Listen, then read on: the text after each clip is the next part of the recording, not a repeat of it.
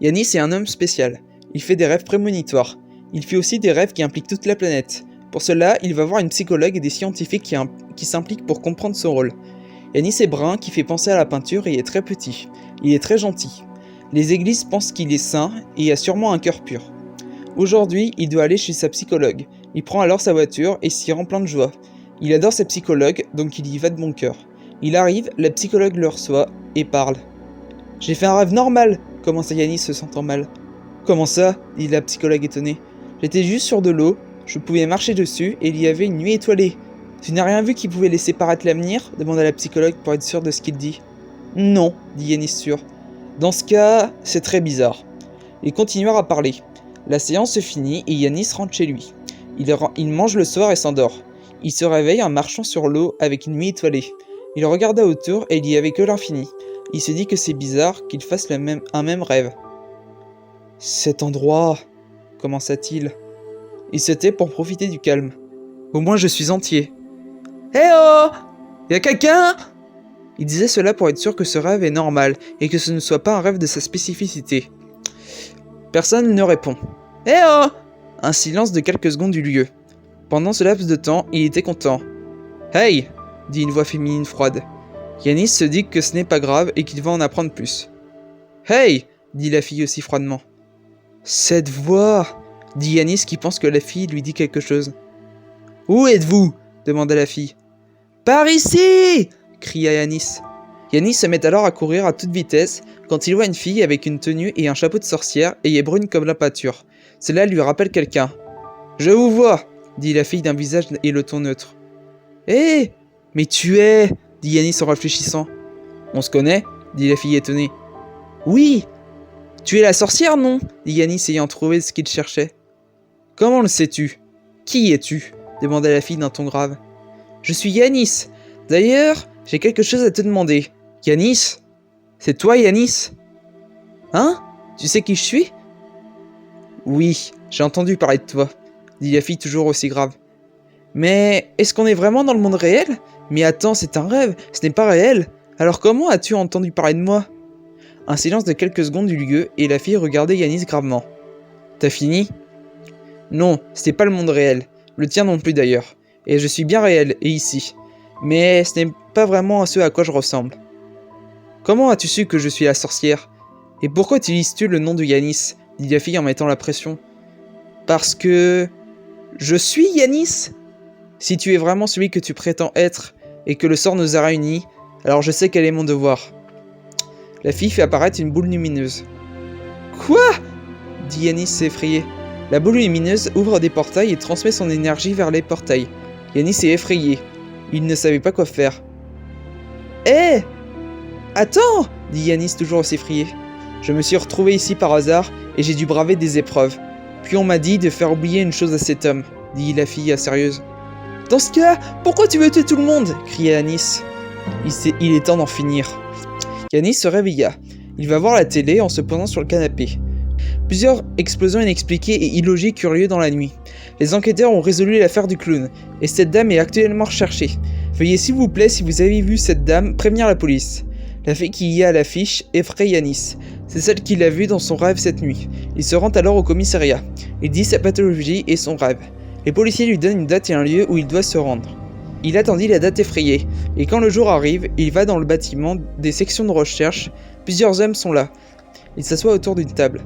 « Présentons-nous déjà », commença le policier. Un homme roux comme un vieux renard qui a les yeux marrons brillants, qui font penser aux aurores boréales, dit « Moi c'est Adrien !» Un autre vieil homme qui paraît normal et à qui on ne fait pas attention, mais qui a l'air adorable, dit « Moi c'est Franck !» Et le dernier a 70 ans, n'a plus de cheveux et il a une apparence de donneur de leçons, mais qui est un vrai ours. Il dit « Moi c'est Pierre !» Yanis se présentant ensuite. « Bien, j'aimerais entendre vos témoignages. Pierre, commencez !» autorisa le policier. Arsène était mort peu après avoir eu son poste d'inspecteur. Il avait une affaire de meurtre à résoudre. Et sa petite amie était très adorable. Il tenait à lui. C'était même son âme sœur. Puis un soir, on l'a retrouvé mort. Et c'était elle qui l'avait tué. C'était elle le clown. Et elle avait fait en sorte que ça s'apparente à un suicide. Et un an après, elle a fait exploser mon poste de police. Tous mes collègues sont morts, sauf mon chef et moi, dit Pierre sur le point de pleurer. Allez-y, Franck, autorisait un deuxième policier. Moi, avec mes amis, on devait s'aventurer dans une maison soi-disant hantée. Mais en s'aventurant dedans, on a perdu un ami alors qu'il était dans un cul-de-sac. Ma petite amie et mon autre ami, on a flippé, alors on est parti. Mais mon ami s'est évaporé dans l'air quelques secondes après. Et ma petite amie a dit « Je suis l'esprit de la maison !» Et elle s'est évaporée dans l'air. Et ma petite amie avait la même tête que celle de la photo, dit Franck, le regard vide. Et vous, Adrien ? Moi, j'étais dans les services secrets. On avait une machine qui permettait d'entrer dans l'imaginaire des gens. Mais dans mon imagination à moi, il y avait une fille qui envahissait mon imaginaire et me tuait. Et après une mission, elle s'est retrouvée dans la réalité. Du coup, j'ai démissionné. Et plus rien dans mon imagination. C'était la même fille que la photo, dit Adrien sérieux. Mais attendez, la fille, c'est qui ? Elle a à chaque fois le même physique, mais c'est quoi du coup ? Une meurtrière, un fantôme ou une création ? Demanda Yanis confus. Toi, tu sais quelque chose ? Demanda Franck. Je ne sais rien, dit Yanis en réfléchissant.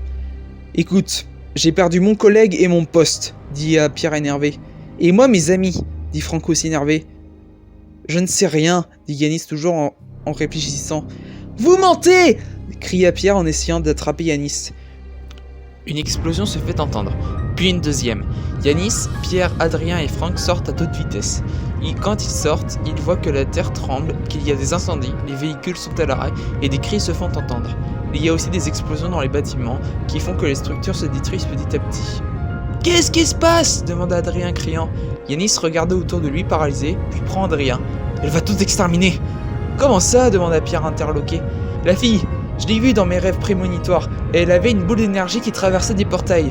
Dans ces portails, on voyait des bâtiments se détruire, et à la fin, faire évaporer tout le monde, dit Yanis en réfléchissant. Tu veux dire que quand elle a fait évaporer mes amis, c'était un test, dit Franck choqué. Mais elle n'a pas fait exploser une chose, une maison. Tout le monde regardait Yanis comme s'il savait déjà quelque chose. Elle est blanche avec les volets et les toits noirs, c'est ça, dit Adrien entre deux chaises. Oui, dit Yanis, sachant que tout était prévu depuis le début. Il faut y aller, c'est notre seul moyen d'arrêter tout ça, dit Franck déterminé.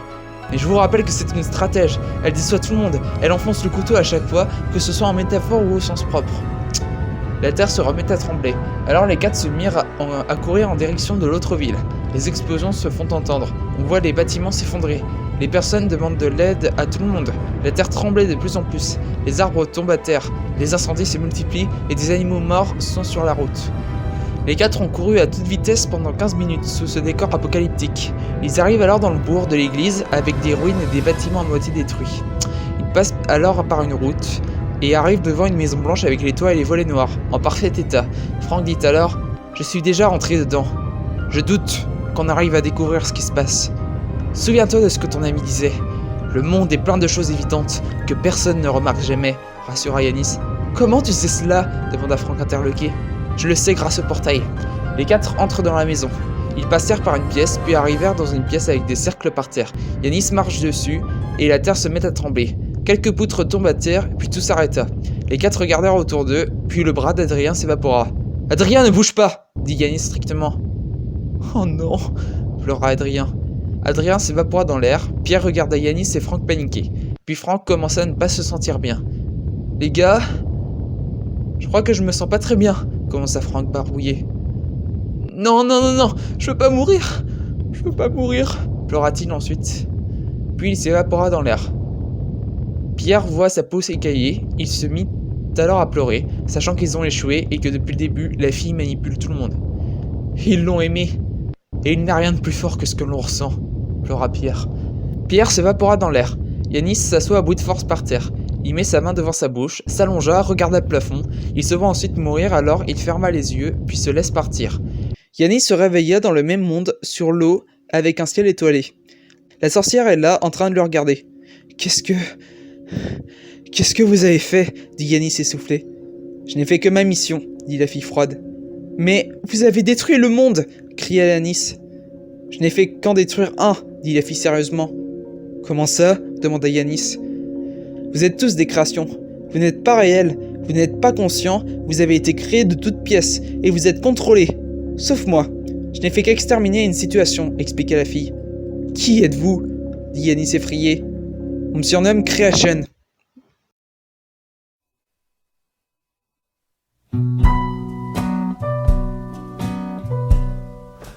fallen leaves drift by my window.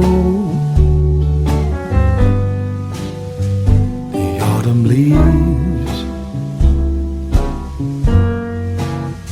of red and gold. I see your lips, summer kisses, the sunburned hands I used to hold. Since you went away, the days grow long,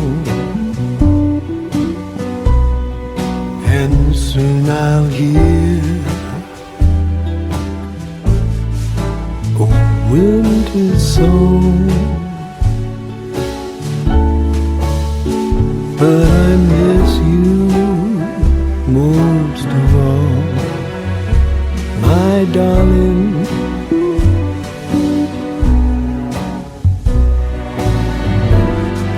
When autumn leaves start to fall,